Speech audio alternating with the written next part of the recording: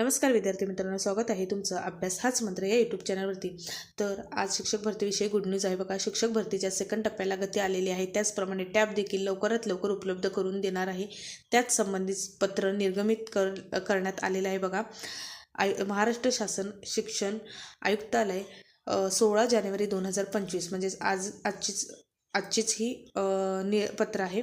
तर बघा, शिक्षण प्रति विभागीय शिक्षण उपसंचालक सर्व विभाग शिक्षणाधिकारी प्राथमिक माध्यमिक जिल्हा परिषद सर्व शिक्षणाधिकारी महानगरपालिका संबंधित शिक्षण निरीक्षक पश्चिम उत्तर दक्षिण आणि बृहन्मुंबई प्रशासन अधिकारी नपा संबंधित सर्व।